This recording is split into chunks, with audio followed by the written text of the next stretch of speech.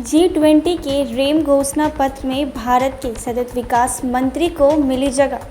जाने पीएम मोदी ने शिखर सम्मेलन में कौन से मुद्दे उठाए हैं। प्रधानमंत्री मोदी समेत G20 के नेताओं ने सहमति जताई है कि विश्व स्वास्थ्य संगठन को कोरोना टीका को आपातकालीन उपयोग मंजूरी को लेकर प्रतिक्रिया को तेज करने के लिए मजबूत किया जाएगा। रोम घोषणा पत्र में सहमति जताई गई कि कोरोना टीकाकरण दुनिया के लिए फायदेमंद है। भारत के G20 शेरपा और केंद्रीय मंत्री पीयूष गोयल ने रविवार को शिखर सम्मेलन में हुई चर्चा के बारे में जानकारी देते हुए कहा है कि ऊर्जा और जलवायु स्पष्ट रूप से हमारी चर्चा का केंद्र रहा है। केंद्रीय मंत्री पीयूष गोयल ने बताया कि G20 शिखर सम्मेलन में नेताओं ने सहमति जताई कि कोविड रोधी वैक्सीन एवं वैश्विक संपत्ति है। जी हां, बैठक में इस बात पर सहमति बनी है कि हर कोई वैक्सीन अप्रूवल के लिए विश्व स्वास्थ्य संगठन की प्रतिक्रिया को मजबूत करने में मदद करेगा। विश्व स्वास्थ्य संगठन मजबूत होगा तो वैक्सीन को मान्यता तेजी से मिल सकेगी। अपने संबोधन में पीएम मोदी ने जोर देकर कहा था कि यह जरूरी है कि WHO जल्द से जल्द भारतीय टीकों को मंजूरी दे। पीयूष गोयल ने बताया है कि बैठक में सभी नेताओं ने एक सुर में स्वीकार किया है कि कोविड महामारी का सामना करना एक बहुत बड़ी चुनौती है, लेकिन इस लड़ाई में हम सब साथ हैं। हम एक टीम की तरह काम करेंगे। प्रधानमंत्री मोदी ने पूरे विश्व को बताया कि अगले साल हमारा लक्ष्य 500 करोड़ वैक्सीन बनाने का है। जी हां, भारत ने किफ़ायती वैक्सीन दुनिया को दी है, जिसका इस्तेमाल कम आमदनी वाले देश भी कर सकेंगे। केंद्रीय मंत्री पीयूष गोयल ने बताया कि प्रधानमंत्री नरेंद्र मोदी की ओर से जलवायु परिवर्तन पर विश्व की चिंताओं को उजागर किया गया है।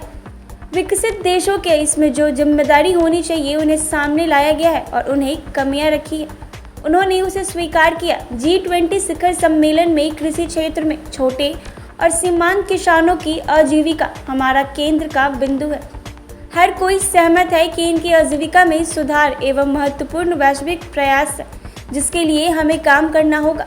G20 शिखर सम्मेलन में भारत के शेरपा और केंद्रीय वाणिज्य मंत्री पीयूष गोयल ने आगे कहा कि सतत जीवन शैली पर प्रधानमंत्री नरेंद्र मोदी का मंत्र सतत खपत और जिम्मेदार उत्पादन पैटर्न पर G20 का रोम घोषणा और परिलक्षित होता है। गोयल ने कहा है कि पहली बार G20 ने पेरिस में पहले तय किए गए जलवायु लक्ष्य को प्राप्त करने के लिए वित्त के परिवादनों को साथ सतत एवं जिम्मेदारी खपत एवं उत्पादन की पहचान की है। केंद्रीय वाणिज्य मंत्री गोयल ने कहा कि G20 शिखर सम्मेलन में सतत विकास बिंदु संख्या 12 पर चर्चा की गई है और उसे स्वीकार किया गया है। इसका उद्देश्य विकसित देशों को उनकी शानदार और ऊर्जा की गहन खपत वाली जीवन शैली को कम करने के लिए प्रोत्साहित करना है।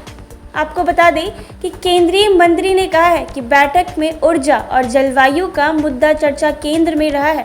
बैठक में भारत और कई अन्य विकासशील देशों के हितों को सुरक्षित रखने पर जोर दिया गया है। सूत्रों के मुताबिक पीएम मोदी ने G20 शिखर सम्मेलन को सार्थक बताया है।